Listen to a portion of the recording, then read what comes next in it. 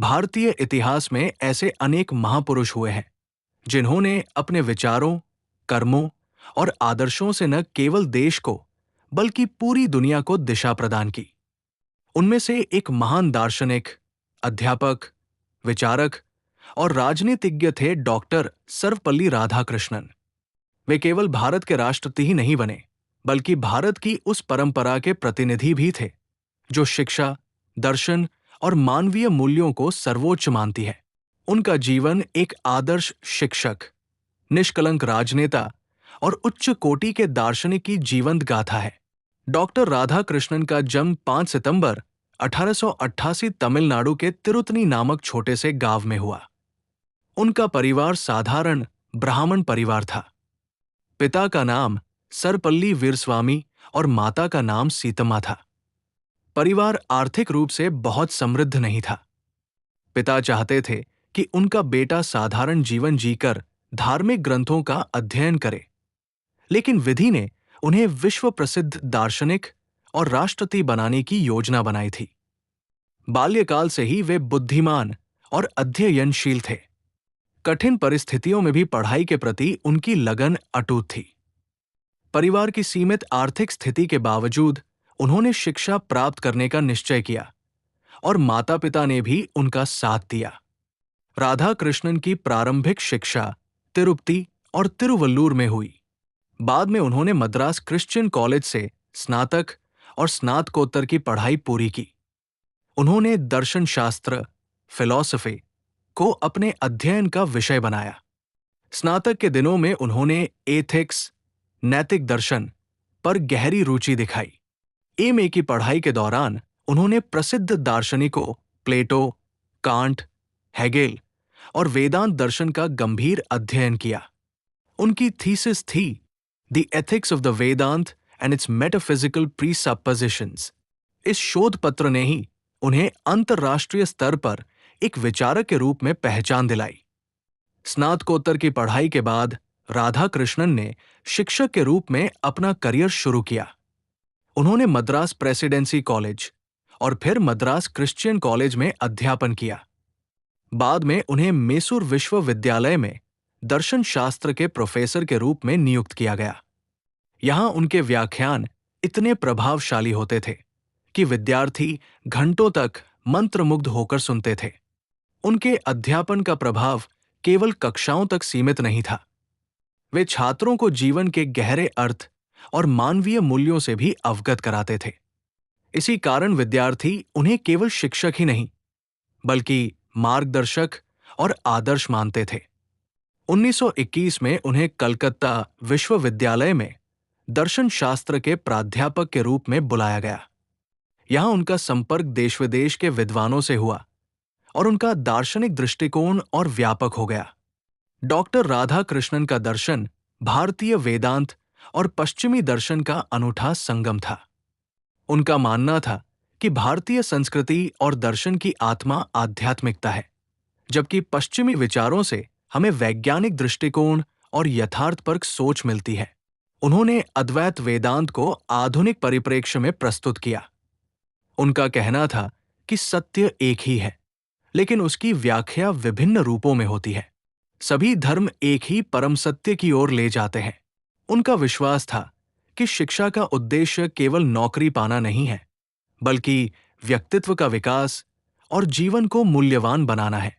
वे कहते थे, शिक्षा हमें केवल जानकारी ही नहीं देती, बल्कि हमारे जीवन को संपूर्ण बनाती है। राधाकृष्णन ने अनेक ग्रंथ लिखे। उनके लेखन ने भारतीय दर्शन को वैश्विक मंच पर प्रतिष्ठित किया। उनकी प्रमुख रचनाएं हैं Indian philosophy, the Hindu view of life, eastern religions and western thought religion and society, the Bhagavad Gita. इन पुस्तकों में उन्होंने भारतीय संस्कृति, धर्म और दर्शन की गहन व्याख्या की और पश्चिमी दुनिया को भारत की आध्यात्मिक परंपरा से परिचित कराया। 1936 में उन्हें ऑक्सफोर्ड विश्वविद्यालय में Spalding professor of eastern religion and ethics नियुक्त किया गया। वहां उन्होंने भारतीय दर्शन पर व्याख्यान दिए। उनके व्याख्यानों ने पश्चिमी विद्वानों को चौंका दिया। उन्होंने ये साबित किया कि भारतीय दर्शन केवल आध्यात्मिक चिंतन नहीं है, बल्कि जीवन जीने का व्यावहारिक मार्ग भी है। राधाकृष्णन सीधे तौर पर स्वतंत्रता आंदोलन की राजनीति में सक्रिय नहीं थे, लेकिन वे राष्ट्रीय चेतना से जुड़े रहे। वे भारतीय संस्कृति और शिक्षा को स्वतंत्रता का सबसे मजबूत आधार मानते थे।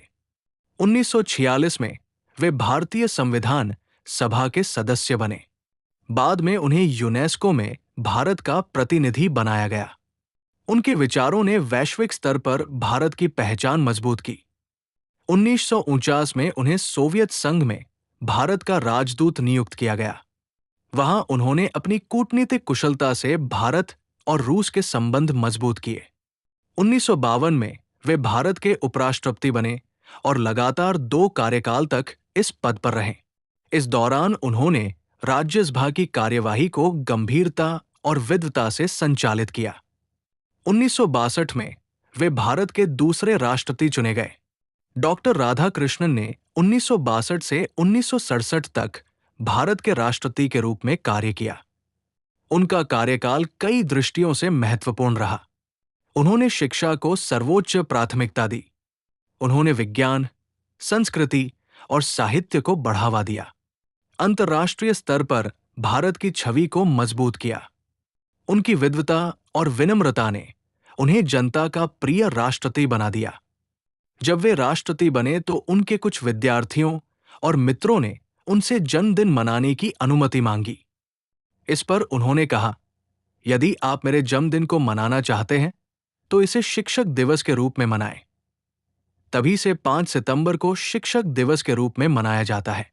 ये भारत में शिक्षा और अध्यापकों के सम्मान का सबसे बड़ा पर्व है।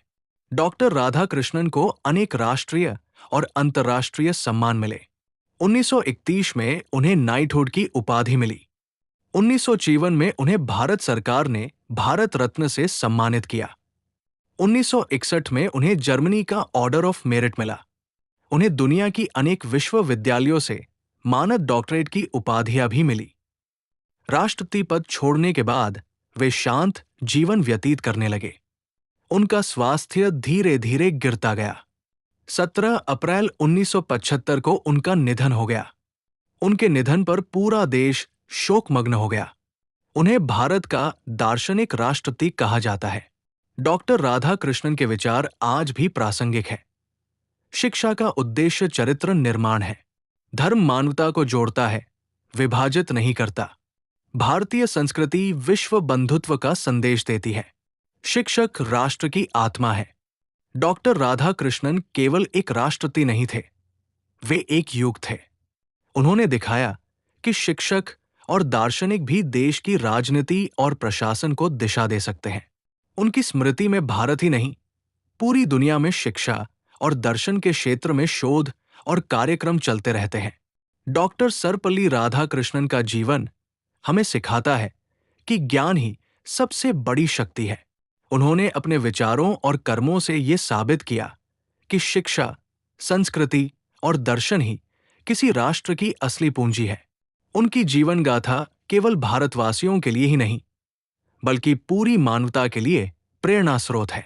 आज जब हम शिक्षक दिवस मनाते हैं तो वास्तव में हम उनके आदर्शों और योगदान को नमन करते हैं।